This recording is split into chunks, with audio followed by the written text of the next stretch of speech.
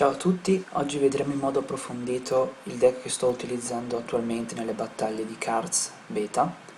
Il deck in questione è un deck main giapponese, come seconda forza la Russia, ed è un deck principalmente incentrato sugli aerei, più che altro giapponesi, infatti dal nome Tora Tora Tora. Allora, in questo deck abbiamo principalmente quindi forze aeree, anche se non sono solamente giapponesi, ma sono anche russe, perché comunque con le carte che abbiamo a disposizione possiamo combinare sia gli aerei russi sia gli aerei giapponesi. Quindi partendo dall'inizio abbiamo tre copie di Imperial Order. Questa carta dà +1 e +1, quindi uno in attacco e uno in difesa all'unità scelta, che ovviamente è impuntato per le unità aeree, e vale, anche se è una carta giapponese, anche per le unità russe, quindi in difficoltà può essere utile anche su quelle carte russe. Poi abbiamo, come tutti i deck, una carta da un punto di schieramento che è utilizzabile praticamente fin da subito, con 3 d'attacco, quindi molto buona, e 1 di difesa, quindi andate giù praticamente con tutto, però come unità d'attacco iniziale è molto buona. Poi abbiamo una delle carte più importanti, in 3 copie, che è praticamente questo soldato dell'Armata Rossa. La sua particolarità è avere guardia, quindi quando questa carta è schierata, le due carte vicine, quindi quella a destra e quella a sinistra, non potranno essere colpite dalle unità nemiche, quindi questa carta subirà tutto il danno, ma costringerà anche il nemico a attaccare questa. Quindi potete anche combinare la carta che vi ho appena fatto vedere con Imperial Order, quindi questo diventerebbe un 2-4 e quindi riesce a reggere dei bei colpi, soprattutto se l'avversario ha carte con 1 d'attacco. Poi abbiamo il primo caccia russo, lo Ishak, penso si chiami così, che è un 3-2, che non sembra molto, ma il costo di schieramento è 2, quindi è ottima. Questa carta potete usarla fin dall'inizio, 3-2, potete distruggere praticamente la maggior parte delle unità nemiche che verranno schierate fin dall'inizio. Poi abbiamo una carta un po' particolare, questo è un ordine, Burning Sun. Questa carta, come potete leggere, dà alle unità aeree +3 d'attacco fino alla fine del turno, quindi può essere utile, però è molto circoscritta, cioè o avete tante unità aeree schierate, oppure non tornerà molto utile. Mentre qui abbiamo una carta che è rara, che è questa, dà +1 e +1 alle unità, a tutte le unità giapponesi, sì, esatto. E beh, questa è utilissima perché la maggior parte delle carte sono comunque giapponesi, quindi schierando questa aumentate di 1 la potenza d'attacco, quindi anche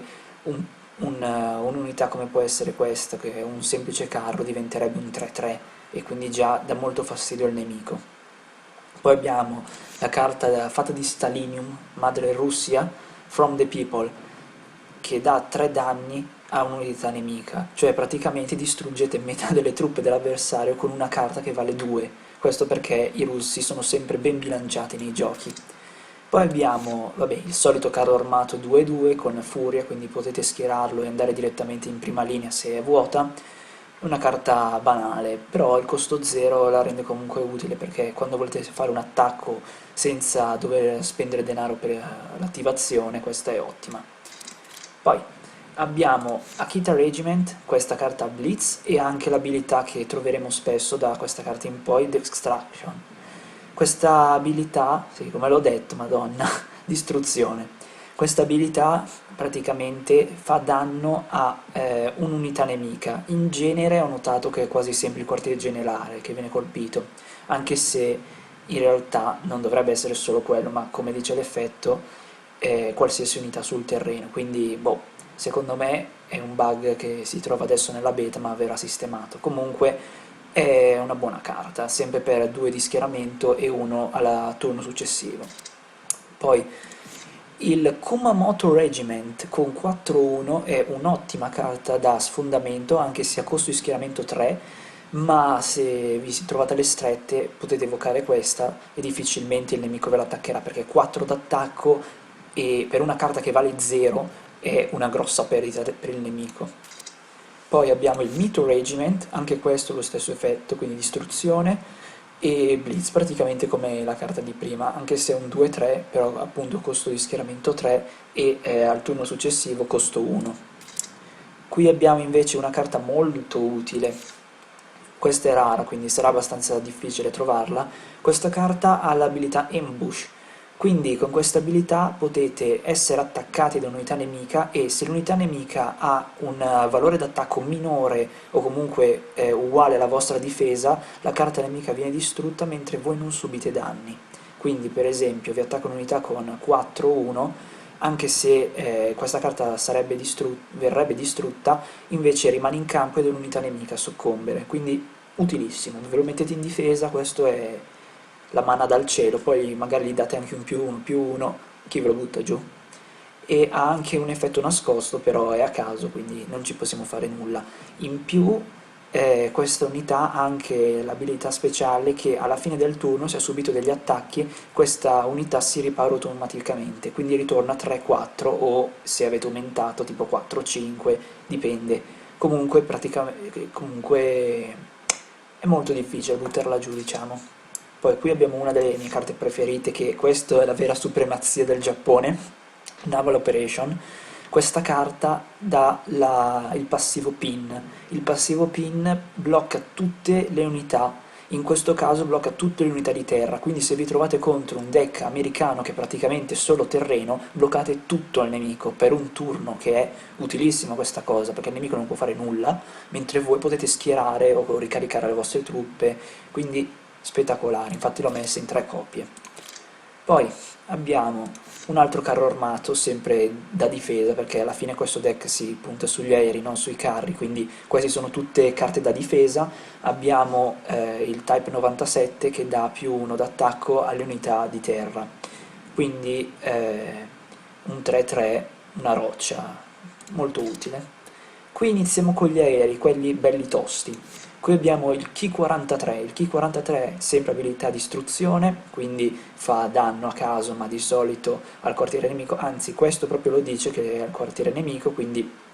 per questo funziona, per gli altri un po' meno. Un 3-3, costo di schieramento 3, attivazione 2, è un'ottima carta, anche se è un fighter appunto, quindi potrebbe avere problemi con l'antiaerea nemica, soprattutto con quella inglese che è 3-1, quindi ve lo potrebbe buttare giù appena lo schierate, qui dovete avere un po' di fortuna. Io ne ho messi in 3 coppie, però devo aspettare in futuro se riuscirò a trovare nuove carte giapponesi, perché ho visto che ci sono anche aerei di schieramento con un costo di 6, e lì va a sostituirlo sicuramente. Qui abbiamo invece una carta speciale, quindi una di quelle ultra rare. Questo è il Sendai Regiment, questo ha smokescreen, quindi questa carta appunto non può essere attaccata eh, finché non la muovete o attacca lei, quindi la mettete nelle retroguardie e questa vi dà una protezione incredibile, e in più l'abilità speciale che la rende appunto una carta praticamente leggendaria è che quando questa carta viene rimossa dal gioco rimuovete anche l'unità del nemico, quindi ammettendo di proteggere questa unità con guard riuscite a distruggere l'unità nemica che può avere anche dai 5 agli 8 punti d'attacco, quindi è eccezionale, anche se il costo d'attacco di 4 potrebbe darvi qualche problema. Poi abbiamo un altro ordine, Long Range Recon, questa dà più X al vostro quartiere generale, a seconda del numero di carte nemiche che ci sono sia schierate sia nella sua mano. Quindi è una carta praticamente per andare a controbilanciare gli inglesi che continuano a usare carte per aumentare la vita del proprio quartiere generale. Con questa la schierate quando siete in difficoltà, io ne ho messa una perché comunque è abbastanza difficile che il nemico abbia la mano piena e anche tutte le carte sul tavolo, però può succedere, questo vi può dare praticamente fino a 4, 8, fino a 15 in più di vita al vostro quartiere generale, che è qualcosa di incredibile, però abbastanza raro.